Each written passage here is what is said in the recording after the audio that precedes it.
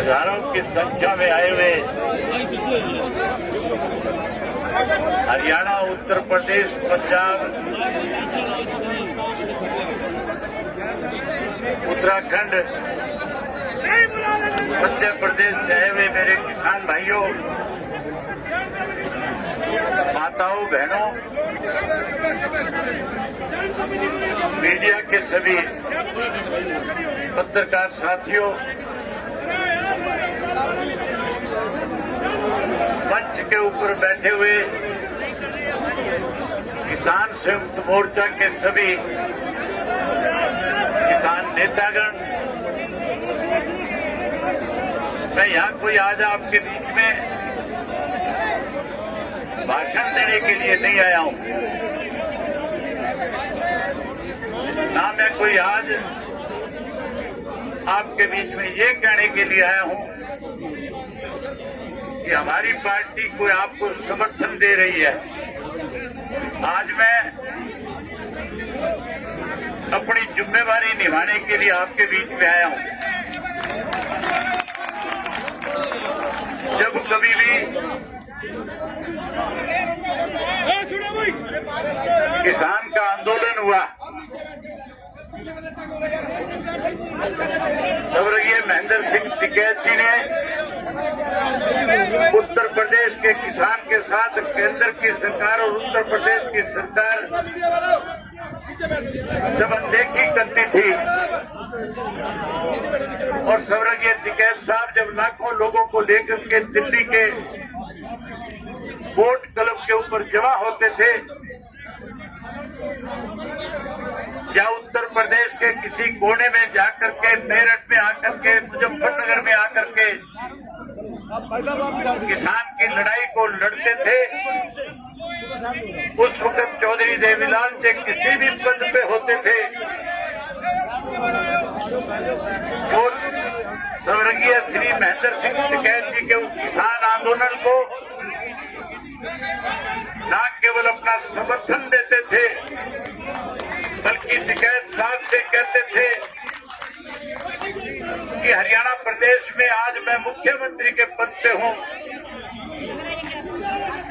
उत्तर प्रदेश के किसान की अनदेखी हो रही है, उत्तर प्रदेश के किसान के खेत की बिजली काटी जा रही है,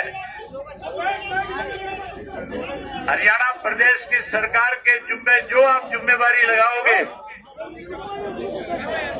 चौधरी देवीलाल टिकैत साहब से कहते थे कि मैं उस जिम्मेवारी को पूरा करने का काम करूंगा। और उस आंदोलन को तब तक हम अपनी पार्टी की तरफ से ताकत देते थे जब तक उत्तर प्रदेश के किसान को न्याय नहीं मिल जाता था। पूरे देश और दुनिया में टिकैत साहब की और चौधरी देवीलाल जी की जो दोस्ती थी, जो उनका संघर्ष था, आज भी पूरी दुनिया उसको अपनी आंखों से आपके सामने हजारों की संख्या में आए हुए हरियाणा के लोगों ने इस बात को साबित कर दिया कि हम उस दोस्ती पे आज फिर मोड़ लगाने के लिए आए हैं। जहां 27 तारीख को इसी बॉर्डर के ऊपर हजारों लोगों के बीच में पर्ची पहुंचा दी ऊपर। टिकैत साहब 26 जनवरी को जो दिल्ली के अंदर दिल्ली की केंद्र की सरकार ने आरएसएस के लोगों को उस आंदोलन में कहीं किसान की पोशाक पहना करके उस आंदोलन को खत्म करने की जो साजिश रची थी, उसके बारे में टिकैत साहब बैठे हुए किसानों को जब संबोधित कर रहे थे, जब सारी बात उनसे बता रहे थे, मैं सोशल मीडिया पे देख रहा था कि हजारों पुलिस के कर्मचारी जो शांति से आंदोलन चलाने का काम कर रहे थे, किसान उनके चारों तरफ आकर के खड़े हो गए थे और बारी बारी कह रहे थे कि हम टिकैत साहब को गिरफ्तार करने के लिए आए हैं और टिकैत साहब भी अपनी तरफ से लोगों को संबोधित करते हुए ये कह रहे थे कि हमने किसी तरह से विरोध नहीं करना, पुलिस के लिए रास्ता बढ़ा करके दो, मैं गिरफ्तारी देने के लिए तैयार हूं। लेकिन साथियों, हैरानी की बात थी, जो काम प्रशासन का है, जो काम सरकार का है, भारतीय जनता पार्टी ने अपने यहाँ के एमएलए को सैकड़ों की संख्या में बदमाशों को साथ लेकर के इसी पुल के नीचे, जिन्होंने यहाँ के डीएम को और एसपी से कहा था कि अगर आप इनको यहाँ, पहले तो आप इनको यहाँ से हटाओ, अगर आप नहीं हटाओगे तो वो बदमाश किस्म का एमएलए अपने साथ हथियारबंद लोग लेकर के जो यहाँ आया था, जो कह रहा था कि अगर आप इन्हें नहीं हटाओगे तो फिर हम इनको हटाने का काम करेंगे। मैं आज उत्तर प्रदेश के मुख्यमंत्री जी से कहने के लिए आया हूं कि मुख्यमंत्री जी, इस किसान के साथ बातचीत के जरिए तो आप इस आंदोलन को खत्म कर सकते हो, लेकिन आप अपनी पार्टी की, अपनी सरकार की तरफ से कहीं कोई दबंगई दिखा करके, कहीं कोई लाठी और डंडा दिखा करके, बंदूक दिखा करके अगर इस किसान आंदोलन को कुचलने की चेष्टा करोगे, अगर इस किसान आंदोलन के साथ कोई छेड़खानी करोगे, तो यहाँ केवल उत्तर प्रदेश, हरियाणा और पंजाब का किसान नहीं, बल्कि पूरे देश का किसान आकर के जहाँ आपकी सरकार का तख्ता पलट करने का काम करेगा, वहीं किसान अपनी इस लड़ाई में केंद्र की सरकार को कृषि के तीनों काले कानूनों को खत्म करवाने के लिए, इन कानूनों को न केवल खत्म कराएगा, बल्कि इस देश का किसान कैसे खुशहाल हो, इसके लिए केंद्र की सरकार को नए कानून बनाने पे मजबूर कर देगा। देश के प्रधानमंत्री ने सत्ता में आने से पहले कहा था कि अगर मेरी पार्टी सत्ता में आई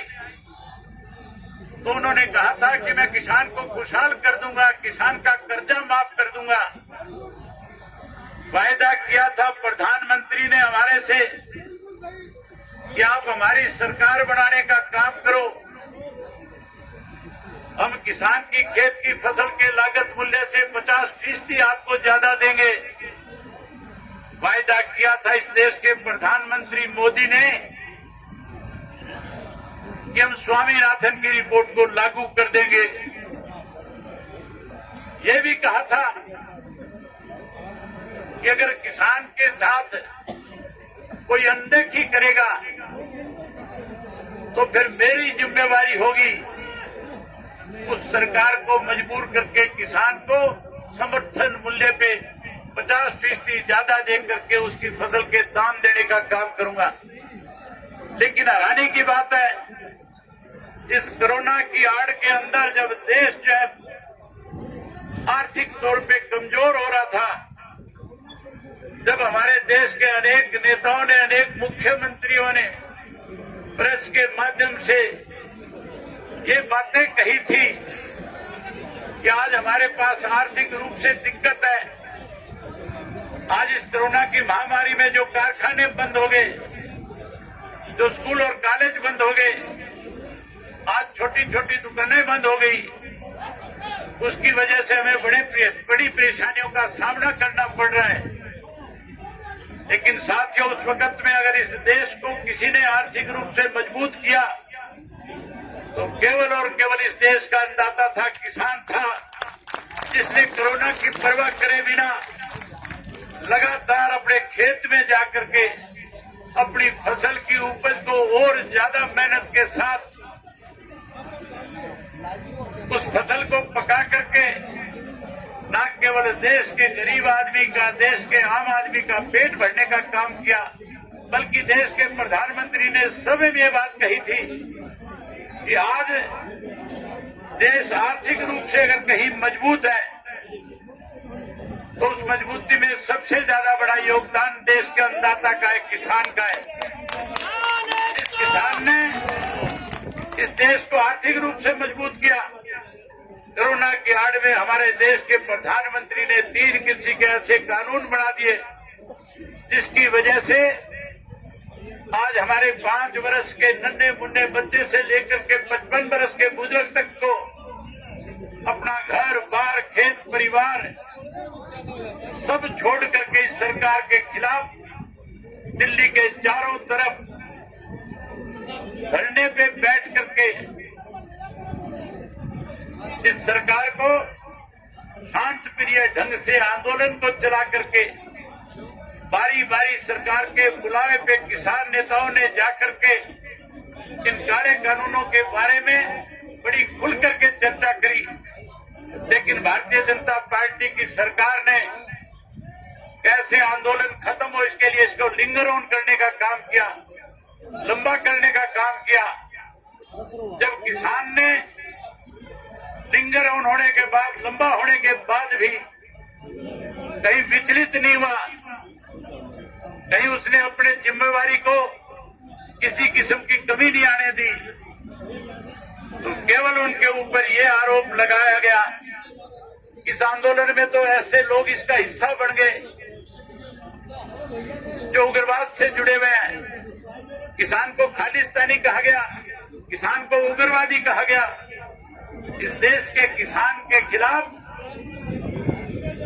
जो नेता हमारे थे, जो इस आंदोलन को चला रहे थे, इस दिल्ली की सरकार ने 26 जनवरी के दिन जहां गणतंत्र दिवस की परेड के साथ